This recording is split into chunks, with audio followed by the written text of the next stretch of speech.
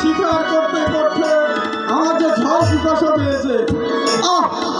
দাদা দাদা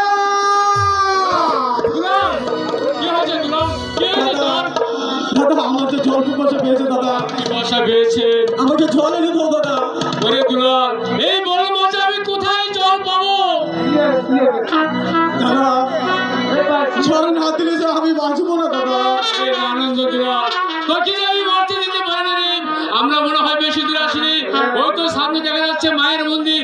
চল দুলাল, ওখান থেকে তোকে আমি জল দিব। তাই করো দাদা।